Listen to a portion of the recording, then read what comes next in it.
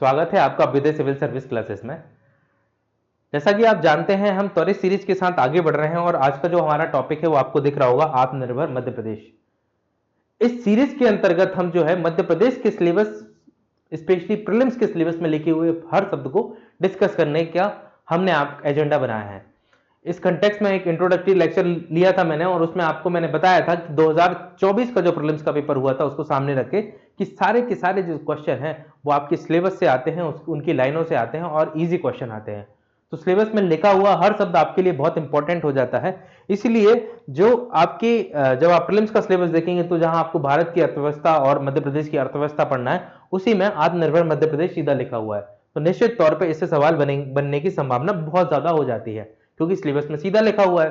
अब सवाल क्या बनेंगे, तो जब 20-25 साल के पेपर आप ध्यान से देखते हैं तो आप खुद आइडेंटिफाई कर लेते हैं कि किस तरीके के सवाल एमपीपीएससी मध्य प्रदेश लोक सेवा आयोग बनाता हुआ आ रहा है। क्योंकि पढ़ने को तो समुंदर है, क्या पढ़ोगे।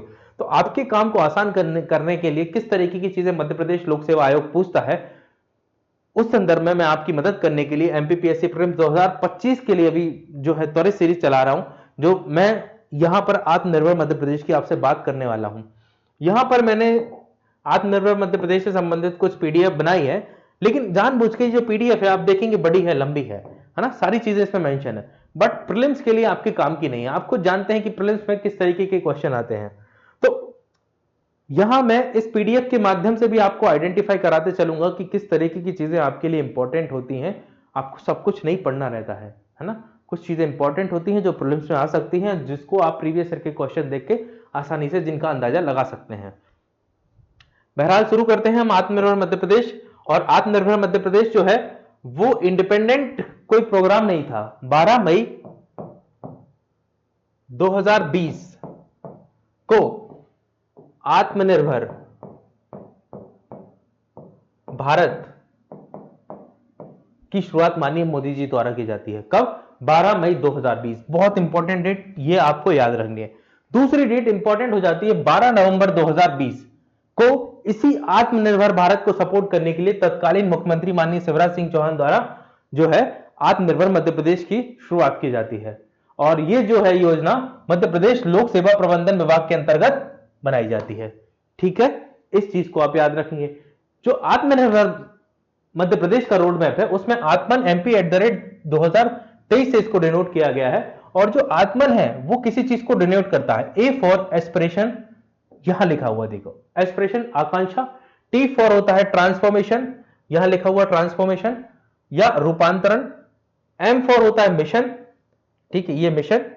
ए फॉर होता है यहां पर जो डिनोट करता है ए, वो करता है एक्शन को, ठीक है, एक्शन को, कार्रवाई। और एन जो है वो डिनोट करता है नीति को, ये मेंशन है यहां, नीति, कार्रवाई। तो सबसे पहली चीज आपको जो याद रखनी है, जो आत्मन जो है वो किस किस चीज को डिनोट करता है। ए जो पहला ए है वो एस्पिरेशन को, ट्रांसफॉर्मेशन, दूसरा एम जो है मिशन, ए फिर से आया जो एक्शन को, और एन जो है नीति को।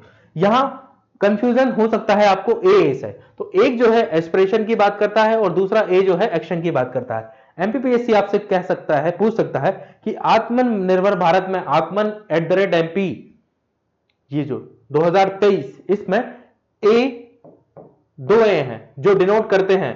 तो आप याद रखिए, एक करता है एस्पिरेशन को और दूसरा ए डिनोट करता है एक्शन को, है ना। यहां कंफ्यूज नहीं होना, दो दो ए हैं, ठीक है। और बाकी ये सब चीजें याद रखेंगे आप, ये पांचों शब्द याद रखेंगे, ठीक है। ये प्रीलिम्स के लिए यहां से इंपॉर्टेंट चीज है, यहां से सवाल बन सकता है आपका, यहां से क्वेश्चन आ सकता है। दूसरा क्वेश्चन इस पूरी फाइल में देखें आप तो वो आ सकता है, देखिए इसमें ना 138 पेज की फाइल है मध्य प्रदेश सरकार की, सारी तो आपके लिए इंपॉर्टेंट नहीं, उसने तो बस पता है कि ये करेंगे ये करेंगे ये करेंगे। ग्राउंड पे क्या हुआ है वो आज हम जानते हैं। 2024 में बैठे हैं, 2023 तक के लिए रोड मैप था, क्या हुआ है सबको पता है, लेकिन पढ़ने के लिए जरूरी है। तो ये सब सवाल आएंगे नहीं आपके पेपर में, है ना, और प्रीलिम्स में तो स्पेशली नहीं आएंगे, मेंस के लिए जरूरी इंपॉर्टेंट हो सकता है क्योंकि बहुत अच्छी चीजें इसमें लिखी हुई है। सरकार ने लागू नहीं की, नहीं हो पाई, ठीक है, लेकिन एजेंडा बहुत अच्छा था सरकार का, एग्जीक्यूशन नहीं हुआ वो एक अलग बात है। तो मेंस के कंटेक्स्ट में इंपॉर्टेंट है, लेकिन प्रीलिम्स में ये सब क्वेश्चन नहीं आते हैं। अब क्या आएगा अगला क्वेश्चन प्रीलिम्स में, क्या बन सकता है कि मध्य प्रदेश, आत्मनिर्भर मध्य प्रदेश के चार स्तंभ कौन से हैं। 4 स्तंभ, 4 पिलर, ये क्वेश्चन बन सकता है। पहला क्वेश्चन तो आपसे यही पूछ सकता है कि आत्मनिर्भर मध्य प्रदेश में कुल कितने पिलर है। ऑप्शन दे देगा 3, 4, 5, 6। ठीक है, तो कितने पिलर है? 4। अब 4 पिलर के नाम पूछ सकता है, तो आप याद रखेंगे, पहला है फिजिकल इंफ्रास्ट्रक्चर, भौतिक अवसंरचना, पहला पिलर है। दूसरा है शासन या गवर्नेंस, गवर्नेंस या शासन। तीसरा पिलर है स्वास्थ्य एवं मेडिकल एजुकेशन, है ना, हेल्थ एवं मेडिकल एजुकेशन, इसको हिंदी में बोलेंगे स्वास्थ्य एवं चिकित्सा शिक्षा। और चौथा पिलर है अर्थव्यवस्था और एम्प्लॉयमेंट, अर्थव्यवस्था और एम्प्लॉयमेंट। ये जो पिलर है, ये देखिए, ये कोविड के बाद रिकवरी हो रही थी देश की। कोविड के बाद, कोविड से जब लगा था तो देश बहुत बुरी स्थिति में चरमरा गया था। तो उसी कंटेक्स्ट में आप देखें, स्वास्थ्य और चिकित्सा शिक्षा, अर्थव्यवस्था और रोजगार जैसी चीजों को शामिल किया गया है ना। तो ये 4 पिलर है, इनको याद रखेंगे आप, इनको 2-3 बार पढ़ेंगे तो आपको याद हो जाएंगे, इनसे कोई क्वेश्चन बन सकता है। ठीक है, अब जो पहला पिलर है उसके लिए 3 वर्षों की योजना बनाई गई, रोड मैप तैयार किया गया, और उसमें पहले पिलर में कहा गया कि सड़क पर हम काम करेंगे, सड़क के लिए जो है, जो प्रोजेक्ट चल रहे हैं उनमें तेजी लाएंगे, चंबल एक्सप्रेस वे पे काम करेंगे, नर्मदा एक्सप्रेस वे पे काम करेंगे, टोल प्लाजाओं को ऑटोमेशन करेंगे, 500 करोड़ का लोन लेंगे। फिर यहां एक इंपॉर्टेंट क्वेश्चन हो सकता है, टफ क्वेश्चन अगर बनाया एमपीपीएससी ने तब, लेकिन नहीं बनाएगा मुझे पता है इस तरीके से। सड़क संपत्ति प्रबंधन प्रणाली, road asset management system, road asset management system का गठन किसने किया? तो रोड एसेट मैनेजमेंट सिस्टम का जो गठन है वो एशियाई बैंक के द्वारा किया गया है, एशियाई विकास बैंक, इसको आप याद रखेंगे। ठीक है, ये क्वेश्चन हो सकता है, टफ क्वेश्चन है, इतना नहीं होने आएगा एमपीपीएससी, है ना। फिर देखिए, दूसरा, पहली चीज है सड़क अवसंरचना के लिए काम करेंगे, यात्रा और पर्यटन के लिए काम करेंगे। तो यात्रा और पर्यटन में बफर से सफर, देखिए अभी तक कोविड में क्या हो रहा था, उस टाइम पे जो है लोग बफर में थे, है ना, घुसे हुए थे, तो बफर में से सफर की ओर जाएंगे, तो हम पर्यटन को कहीं ना कहीं बढ़ावा देंगे, कान्हा, बांधवगढ़, पेंच, बाघ सफारी का विकास करेंगे। कुछ सर्किटों का निर्माण करेंगे हम मध्य प्रदेश के अंतर्गत, इसमें है अमरकंटक, रामायण, तीर्थंकर, ओंकार, नर्मदा परिक्रमा, ग्रामीण सर्किट और जनजातीय सर्किट। ग्रामीण और जनजातीय पर्यटन को बढ़ावा देंगे, जैसा कि आप जानते हैं कि आजकल जो पर्यटकों का रुझान ग्रामीण पर्यटन की तरफ बहुत तेजी से बढ़ रहा है। तो एक अपॉर्चुनिटी है, एक संभावना है कि मध्य प्रदेश भी अपने गांवों और जनजातीय इलाकों तक पर्यटन को आकर्षित कर सके। और पर्यटन के आसपास रहने वाले 2000 युवाओं को कौशल विकास करेंगे। अब ये नंबर तो आपसे पूछेगा नहीं, तो नंबर है। फिर देखिए, शहरी विकास के लिए कुछ उसने नीतियां बनाई है, स्पेशली इसमें शहरी विकास पे बहुत फोकस किया गया है, शहरी विकास और आवास पर। तो शहरी विकास करेंगे हम लोग, है ना, और लोगों को आवास प्रोवाइड करेंगे। शहरी विकास में जो है शहरी समावेशी शहरी विकास करेंगे, जिसमें हम व्यक्तियों को रोजगार भी देंगे, घर भी देंगे, आवास भी देंगे और खाद्य सुरक्षा भी प्रोवाइड कराएंगे। यही सब चीजें हैं, कौशल देंगे, रोजगार देंगे, है ना, यही सब चीजें हैं। पर्यावरण अनुकूल टिकाऊ विकास करेंगे, जो सीवेज लाइनें हैं उनको 39 शहरों के लिए सीवेज सिस्टम डेवलप करेंगे। 378 शहरों को ओडीएफ फ्री स्थिति में लाएंगे। इंदौर को वाटर प्लस की स्थिति देंगे। वायु गुणवत्ता में सुधार करेंगे, ठोस अपशिष्ट प्रबंधन करेंगे। मतलब ये सब बातें, ये मेंस में लिखने के काम की चीजें हैं, ये प्रीलिम्स में यहां कोई क्वेश्चन नहीं बनेगा। फिर अब शहरी विकास कर रहे हैं, तो शहरी विकास में नगर पालिकाओं की भूमिका होती है नगर निगम की। तो नगर पालिका और नगर निगम की भूमिका के लिए उनमें उनके सिस्टम में वित्तीय सुधार और कानूनी सुधार करेंगे। कानूनी सुधार कैसे? कि नगर पालिकाओं के जो ढेर सारे कानून हैं उनको एकीकृत करके, क्लब करके एक बढ़िया कानून बनाएंगे, ऐसा कहा गया था। ठीक है, वित्तीय सुधार में अभी जो नगर पालिका है वो ज्यादातर वित्त के लिए राज्य सरकारों पर डिपेंडेंट होती है, तो हम ऐसी व्यवस्था करेंगे कि वो ज्यादा से ज्यादा वित्त की व्यवस्था खुद से कर सके। ठीक है, ऐसा। फिर जो संपत्ति कर है उनको बाजारी मूल्य से जोड़ेंगे। बाजारी मूल्य का यह मतलब है कि जितनी प्रॉपर्टी की कीमत है उसी हिसाब से टैक्स लगाया जाएगा, है ना। मान लीजिए कि कोई घर है जिसकी कीमत 50 लाख रुपए है और उससे नगर निगम सालाना 10,000 रुपए टैक्स ले रहा है, और किसी घर की कीमत 5 करोड़ रुपए है, उससे भी नगर निगम 10,000 रुपए टैक्स ले रहा है। तो ये जस्टिस नहीं है, न्याय नहीं है। तो हम मार्केट की कीमत के हिसाब से टैक्स का निर्धारण करेंगे, इसमें यह बात की गई थी। और प्रशासनिक सुधार करेंगे, शहरी सेवाओं की डिजिटल डिलीवरी करेंगे। डिजिटल डिलीवरी के लिए ई गवर्नेंस सिस्टम लेके आएंगे। जल आपूर्ति के लिए पाइपलाइन योजनाएं सब तक पहुंचाएंगे।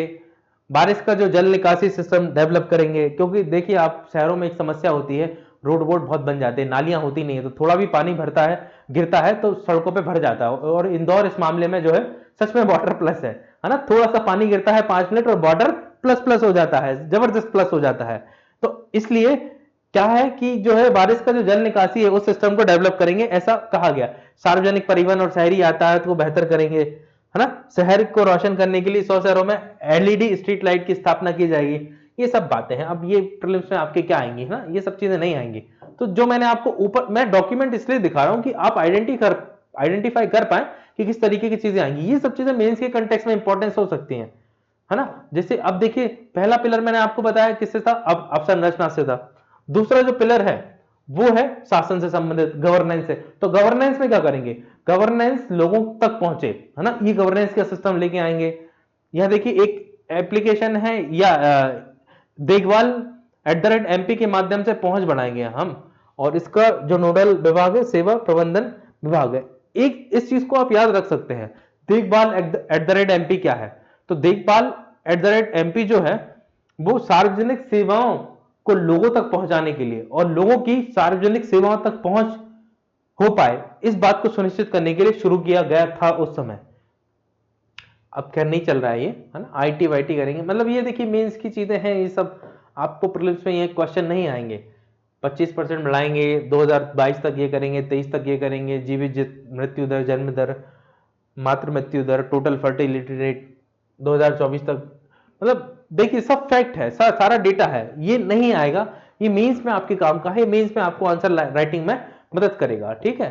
तो कृषि के क्षेत्र में देखिए उत्पादकता को कम से कम 50% बढ़ाएंगे, 100% के किसानों को मिट्टी स्वास्थ्य कार्ड प्रदान करेंगे, 100% किसानों को, बहुत बड़ी बात है ना। 3000 गांवों को बीज बीज गांव के रूप में विकसित करेंगे। देखिए मतलब ये सारी चीजें जो हैं आप देखें तो फैक्चुअल है, फैक्चुअल चीजें हैं। तो ये दूसरा पिलर था अपना, ठीक है। तीसरे पिलर में आप देखें तो तीसरा जो स्तंभ है इसमें स्वास्थ्य और शिक्षा की बात की गई है। तो स्वास्थ्य और शिक्षा के लिए 3 साल तक क्या करेंगे, तो देखिए स्वास्थ्य के लिए इसने कुछ बताया कि कुछ स्कीम चलाएंगे हम, यूनिवर्सल हेल्थ कवरेज देंगे, ठीक है, ये प्रोवाइड करेंगे। एजुकेशन के लिए कुछ नए इंस्टीट्यूट खोलेंगे, टीचर की एजुकेशन को बेहतर करेंगे, टीचरों को, है ना। चौथा स्तंभ इसने अर्थव्यवस्था और रोजगार का बताया, तो उसमें कृषि से संबंधित उसने कुछ चीजें बताई हैं, ठीक है। फिर उसने जो है उद्योग और कौशल विकास के लिए क्या क्या किया जाएगा उसको बताया है, और प्राकृतिक संसाधनों के संदर्भ में कुछ बातें की हैं। तो अब ये जो बातें हैं, जो इंफॉर्मेशन है, ये प्रीलिम्स के लिए उतनी जरूरी नहीं है, पीडीएफ में मैंने रखी है, आप चाहें तो इसको एक बार पढ़ लें। लेकिन ये इंफॉर्मेशन है, मैं यहां से पढ़ दूं, आप पीडीएफ से पढ़ लें, बात एक ही है ना, और कुछ नहीं है यहां, कुछ समझने समझाने का कुछ भी नहीं है, ठीक है। तो मोटा मोटा जो मैंने आपको शुरुआत में चीजें बताई थी वही इंपॉर्टेंट है, बट मैं इस पीडीएफ के माध्यम से आपको बताना चाह रहा था कि आप चीजों को कंसाइज करें, कम से कम पढ़ें, और आप क्वेश्चन देखिए उठा के, इतनी डेप्थ में क्वेश्चन नहीं आते हैं, बेसिक जनरल क्वेश्चन आते हैं। मेंस के लिए सारा कुछ इंपॉर्टेंट हो सकता है, लेकिन प्रीलिम्स के कंटेक्स्ट में बिल्कुल जरूरी नहीं है, इस बात को आप ध्यान रखेंगे।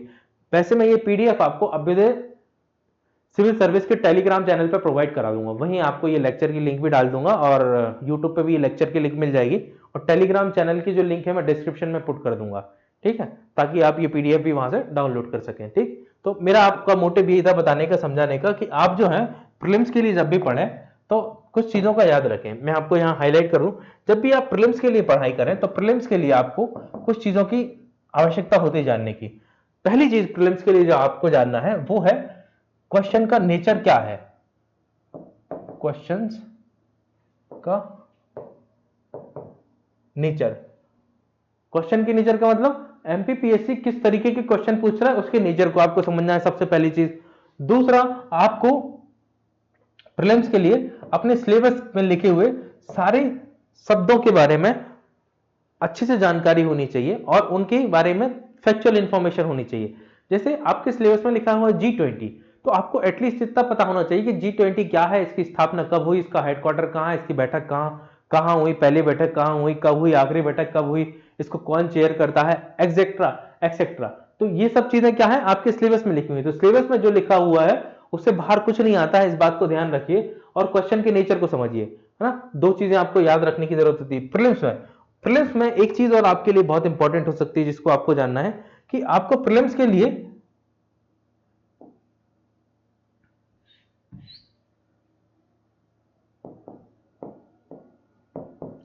फैक्ट्स पे ज्यादा फोकस करना है ना। फैक्ट्स पे ज्यादा फोकस करना है ना। मेंस जो है थोड़ा एनालिसिस का गेम होता है, आप जानते ही हैं, इसमें कोई नई बात नहीं है, सारी चीजें मैं आपको बता रहा हूं जो आप ऑलरेडी जानते हैं, बट फिर भी मेरा ड्यूटी है बताना। तो 3 चीजें बस आप याद रखिए, क्वेश्चन के नेचर को समझिए कि किस तरीके के क्वेश्चन पूछ रहा है एमपीपीएससी, सिलेबस को देखिए, पहले आप सिलेबस को देखिए, फिर क्वेश्चन के नेचर को समझिए, और उन क्वेश्चन के नेचर को समझ के फिर वो जो टॉपिक आप पढ़ रहे हैं उससे फैक्ट निकालिए किस तरीके के क्वेश्चन एमपीपीएससी पूछ सकता है उनकी, और उसके बाद जो टॉपिक आप पढ़ रहे हैं उसके लिए प्रैक्टिस क्वेश्चन लगाइए, उसके प्रैक्टिस क्वेश्चन लगाइए, जितने ज्यादा प्रैक्टिस क्वेश्चन आप लगा सके उनकी प्रैक्टिस कीजिए। ये जो 4 चीजें हैं अगर आप ये कर लेते हैं, इनका सीक्वेंस में बदल रहा हूं, पहले नंबर पे आपको सिलेबस को देखना है, दूसरे नंबर पे जो सिलेबस देखा उसके टॉपिक को आपको पढ़ना है, और पढ़ने के बाद उसके जो नेचर है, किस तरीके के क्वेश्चन पूछ रहा है एमपीपीएससी प्रीवियस में, उनको देखना है, ठीक है। उसके बाद जो टॉपिक आपने पढ़ा है उसके फैक्ट भी निकालना है, और उसके बाद क्वेश्चन पेपर लगाना है उस टॉपिक के प्रीलिम्स के फैक्ट प्रैक्टिस करना है, जितनी ज्यादा आप प्रैक्टिस कर सको। तो ये जो 4 चीजें हैं आप अगर करते हैं तो डेफिनेटली आप प्रीलिम्स के एग्जाम में बहुत ज्यादा कंफर्टेबल हो जाते हैं, आपको कोई समस्या नहीं होगी इसको क्वालिफाई करने में, ठीक है। तो इस तरीके से जो है हम मिलते हैं अगली क्लास में, आज के लेक्चर को समाप्त करते हैं, है ना, किसी नए टॉपिक के साथ। Thank you so much for discussion.